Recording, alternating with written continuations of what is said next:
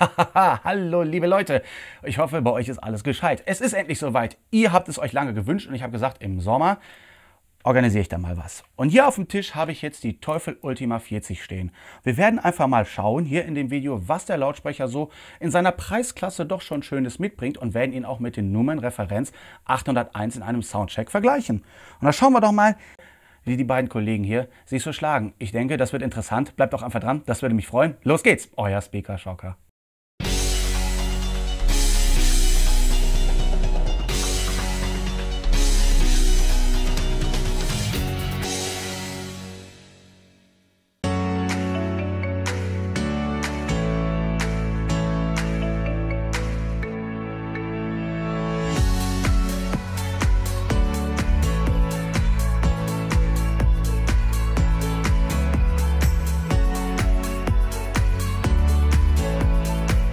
Nach Hause zu euch kommen diese beiden Lautsprecher wirklich sehr gut verpackt. Der Karton, der macht wirklich schon, der macht ein bisschen Respekt, da kommt was Großes auf einen zu. Also wenn man den jetzt irgendwie die Treppe hochtragen muss oder sowas, dann sollte man das besser mit 2 Personen machen, besonders wenn das Treppenhaus ein bisschen enger geschnitten ist. Ansonsten wird das eine ziemliche Plackerei. In den Karton drinne sind nicht nur die Lautsprecher, ganz klar. Dazu sind auch noch Abdeckgitter dabei, für jeden einen. Und das war's auch schon. Eine Bedienungsanleitung legt der Hersteller ausnahmsweise mal nicht dabei. Die kann man sich aber ohne Probleme einfach bei Teufel als PDF-Datei herunterladen oder sogar einfach ansehen. Der gesamte Lautsprecher hat eine Höhe von 106,5 cm, eine Tiefe von 32 cm und eine Breite von 21,5 cm. Dabei steht der Lautsprecher aber auch noch auf einer Bodenplatte mit den Maßen 35 x 25 cm. Das sollte man bei der Aufstellung schon mal berücksichtigen, denn klein oder zierlich kommt der Lautsprecher jetzt nicht wirklich daher. Der Lautsprecher ist klassisch wie ein 3-Wege-System aufgebaut. Hier oben haben wir den Mitteltöner, hier den Hochtöner und hier die Tieftöner. Aber der Mitteltöner, der bringt in der Preisklasse schon mal die erste Besonderheit mit. Und zwar ist er nicht nur gut anzusehen, der Mitteltöner besteht aus Kevlar und hat auch einen sogenannten Faceplug. Das heißt, die Staubschutzkappe hier in der Mitte ist nicht mit der Membran verbunden und schwingt mit der Membran mit, sondern ist mit dem Polkern des Chassis verbunden und schwingt nicht mit. Das soll so ein bisschen die Resonanzen des eigenen Chassis ein bisschen reduzieren. Ob das jetzt wirklich viel ausmacht, kann ich so gar nicht sagen, habe ich gar keine Erfahrungswerte drin. Aber in der Preisklasse ist das schon mal eine gute Sache, dass man sich sowas schon mal traut, dass man sich dabei an was gewagt hat. Den Hochtöner, der ist auch, sage ich mal, ein Hingucker. Der eine findet ihn hübsch. Ich finde ihn ein bisschen, ich sag mal, er sieht ein bisschen plastisch aus. Aber ist in Ordnung. Wir haben hier einen ganz normalen Seidenhochtöner, aber der ist ja auch in so einer Art Waveguide, das heißt eine Schallführung haben wir hier noch integriert, damit die Höhen noch mal ein bisschen präsenter an dem Hörer ankommen und nicht direkt irgendwie, ich sag mal, weit verstreut werden, sondern eher eine Art gebündelt ans Ohr rankommt. Und dann haben wir hier noch die 165 mm Tieftöner. Die sind hier aus Fiberglas gefertigt und finde ich, machen auch eine ziemlich gute Figur. Der Mitteltöner ist ebenfalls 165 mm groß. Der gesamte Lautsprecher bringt 20 Kilogramm auf die Waage. Jetzt könnte man bei dem Preis natürlich denken, oh, wo haben wir denn hier Verarbeitungsmängel oder sowas? Hier wurde bestimmt irgendwo geschludert. Nein, die Verarbeitung kann sich in dieser Preisklasse wirklich sehen lassen. Da habe ich wirklich schon Schlimmeres gesehen. Ich finde es sogar besonders hübsch, wie hier die Schallwand an das eigentliche Gehäuse angebracht worden ist. Man könnte meinen, die Schallwand hebt sich so ein bisschen von dem Gehäuse ab. Apropos Gehäuse, dieses gibt es in weiß und in schwarz. Das Gehäuse ist aus MDF gefertigt und hier zum Beispiel in weiß foliert. Und das finde ich ist richtig schön gelungen. Auch die Rundungen oben, das finde ich, das hat mal was. Das ist auf jeden Fall ein richtiger Hingucker.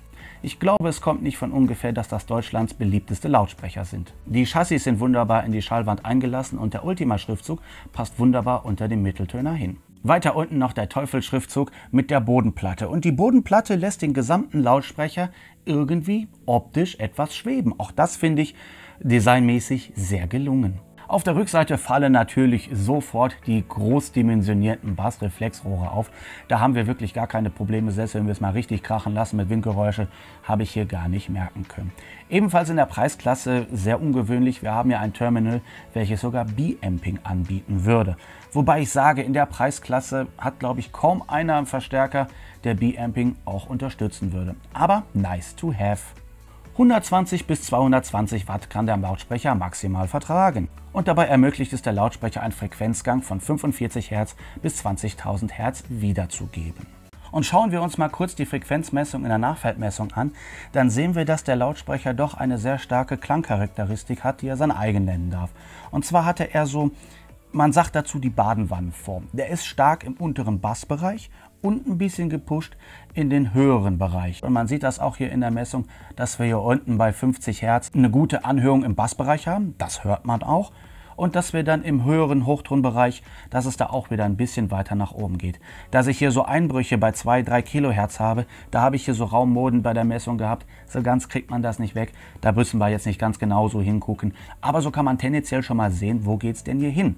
Und ja, das macht den Lautsprecher sehr spritzig und sehr bassimpulsiv, was ja viele mögen. Sehen wir jetzt den Frequenzgang von den Numen 801, so ist das Ganze etwas flacher gehalten. Auch hier kann man auch wieder nur tendenziell sehen, wo geht es denn hier die Richtung hin, zumindest hier in meinem Raum mit dem Lautsprecher. Und man sieht, der ist ein bisschen flacher abgestimmt, ein bisschen neutraler, aber das ist ja für den einen oder anderen ein bisschen zu langweilig.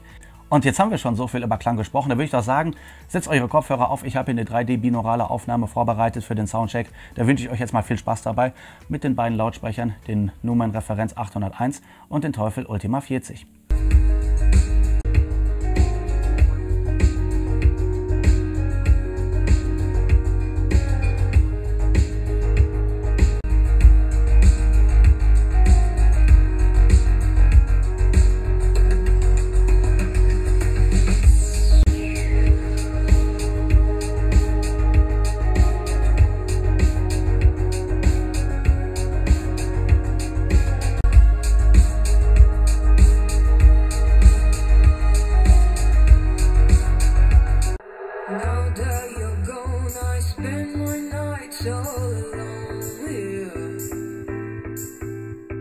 Wishing you were here, sweet atmosphere. The sun is going down and I am getting wild. It's summer going down, my intentions are mine. You know it, babe, I'm a dangerous woman, but I just wanna make you feel like a real man. You know it, babe, sometimes it's scary.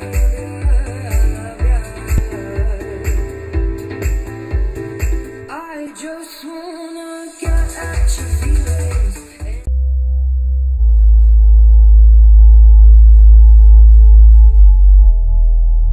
Das ist schon mal richtig ordentlich, was die Teufel hier an Sound in den Raum einfach mal reingeben. Sie haben einen wirklich sehr raumfüllenden Klang und natürlich klar, im unteren Bassbereich haben wir hier wirklich richtig Punch und das mögen ja viele.